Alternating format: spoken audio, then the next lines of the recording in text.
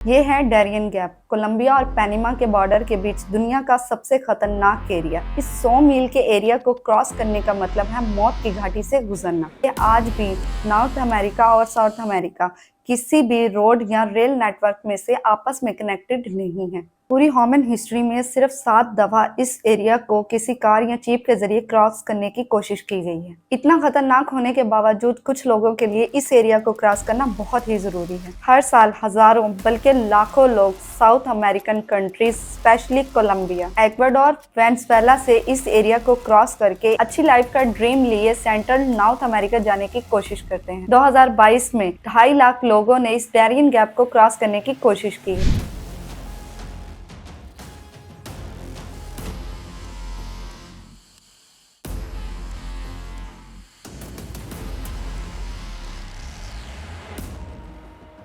लेकिन इन 2.5 लाख लोगों में से कई लोग इस एरिया को क्रॉस करते हुए मरे गए। आखिर इस 100 मील के एरिया में ऐसा क्या है जो इसे दुनिया का सबसे खतरनाक एरिया माना जाता है? इतना पैसा और टेक्नोलॉजी होने के बावजूद इस एरिया में रोड या रेल नेटवर्क बनाने की कोशिश क्यों नहीं की गई? 21वीं सेंचुरी में जहां तपते हुए रेगिस्तानों में आर्ट्स ऑफ स्टेट द शहर बनाए गए, वहीं इस छोटे से एरिया में रोड या रेल नेटवर्क बनाना इतना मुश्किल क्यों है? इसके 4 रीजन हैं। सबसे पहली रीजन खतरनाक मौसम। Darien gap line of equator से 100 किलोमीटर ऊपर है, जिसकी वजह से यहाँ का मौसम काफी गर्म रहता है। इस सारे एरिया में बहुत ही घने जंगल हैं, जिसमें तकरीबन 365 दिन में से 330 दिन यहाँ बारिश होती है, जिसकी वजह से ना सिर्फ यहाँ फ्लैश फ्लड्स आते हैं बल्कि पहाड़ों पर भी अक्सर लैंडस्लाइडिंग होती रहती है। इतनी बारिश और फ्लड की वजह से यहाँ कंस्ट्रक्शन करना बहुत ही मुश्किल है। दूसरी बड़ी वजह है खतरनाक जानवर, कीड़े मकोड़े, सांप वगैरह। हमारी पूरी दुनिया में इतने जहरीले सांप कहीं नहीं पाए जाते जितने इस डैरियन गैप में हैं। इस एरिया में दूर तक कोई घर, हॉस्पिटल नहीं है। इस दौरान अगर आपको कोई चीज़ काट ली जाए तो आपका बचना ऑलमोस्ट इम्पॉसिबल। यहाँ से गुजरने वाले ज़्यादातर लोग मलेरिया, डेंगू या दरिया में डूबकर मारे जाते हैं। अब ऐसा भी नहीं कि अमेरिका और दूसरी कंट्रीज़ के लिए यहाँ रोड बनाना इम्पॉसिबल हो। हाँ, एक्सपेंसिव हो सकता है, मुश्किल भी हो सकता है, मगर इम्पॉसिबल नहीं। तो फिर क्या वजह है कि यहाँ रोड या रेल बनाने की कोशिश क्यों नहीं की जाती? असल में कुछ कंट्रीज चाहते ही नहीं है कि यहाँ पर रोड या रेल नेटवर्क बने, खास तौर पर अमेरिका और पैनिमा। 19वीं सेंचुरी में पैनिमा कोलंबिया का एक प्रोविंस हुआ करता था, मगर इस डैरियन गैप की वजह से कोलंबिया का पैनिमा पे कंट्रोल रखना बहुत ही मुश्किल था।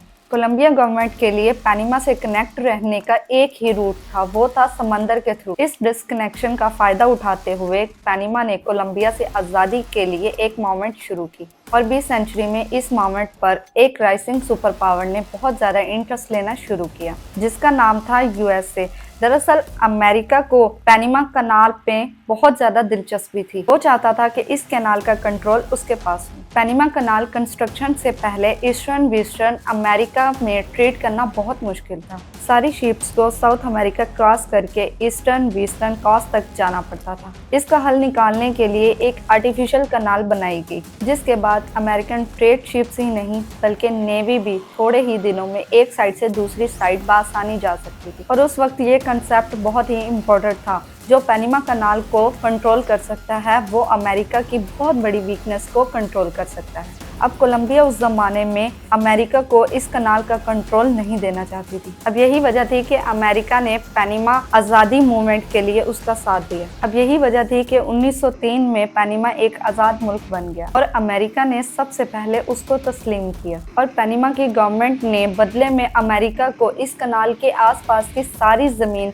परमानेंटली लीज पर दे दी और 1999 तक इस सारे एरिया का कंट्रोल अमेरिका गवर्नमेंट के पास रहा और 1999 में इसका कंट्रोल पैनिमा को वापस कर दिया गया। मगर आज भी ये चौक पॉइंट अमेरिका और दूसरी कंट्रीज के लिए बहुत इम्पोर्टेंट है। आज की डेट में दुनिया का 6% ट्रेड इसी रूट से गुजरता है। यही कनाल आपस में अटलांटिक और पैसिफिक को आपस में कनेक्ट करती है। तकरीबन 13 से 14 हज़ार कार्गो शिप इस एरिया से गुजरते हैं। ईस्टर्न एशिया और अमेरिका का ज्यादातर ट्रेड इसी रास्ते से होता है। इस कनाल को ज्यादातर अमेरिका और चाइना यूज करते हैं। इसी तरह अमेरिका की वेस्टर्न कोस्ट को यूरोप और अफ्रीका के साथ यही कनाल कनेक्ट करती है। वापस डारियन गैप में आते हैं जो कोलंबिया और पनामा के दरमियान में है। वही कोलंबिया जो पिछले कई सालों से इंस्टेबिलिटी और वायलेंस का शिकार रहा है। यहाँ के ड्रग माफिया पूरे साउथ अमेरिका में मशहूर है। दुनिया में सबसे ज्यादा कोकीन कोलंबिया में बनती है जो सेंट्रली नॉर्थ अमेरिका स्मगल होती है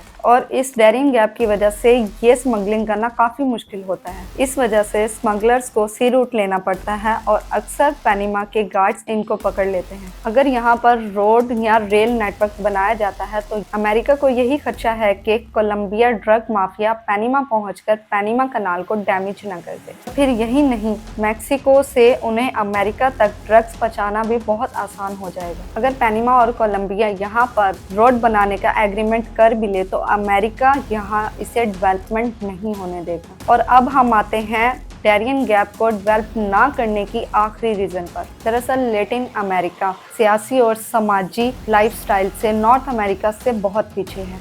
साउथ अमेरिका की ज़्यादातर कंट्रीज करप्शन, वीक गवर्नेंस और सियासी इंतशार का शिकार हैं, जिसकी वजह से लाखों लोग अपना मुल्क छोड़कर दूसरी कंट्रीज जाना चाहते हैं। और इन सब लोगों के लिए कुछ ही मील दूर अमेरिका से बेहतर ऑप्शन और कोई नहीं। और अमेरिका पिछले कुछ सालों से अपनी इमिग्रेशन पॉलिसी बहुत सख्त कर चुका है, जिसके बाद इन लोगों के पास एक ही हल बचता है कि वो अनलीगल तरीके से अमेरिका पहुंचे। लेकिन इसके लिए उन्हें अपनी जान खतरे में डालकर इस डारियन गैप से गुजरना होगा। हर साल हजारों लोग इस गैप के जरिए सेंट्रल अमेरिका, मैक्सिको और अमेरिका जाते हैं। लेकिन इस सारे गैप में सबसे बड़ी रुकावट ये डारियन गैप है। इन्हीं लोगों को अमेरिका पहुंचने से रोकने के लिए इस डारियन गैप में इसीलिए कोई रोड या रेल नेटवर्क नहीं बनाया जाता।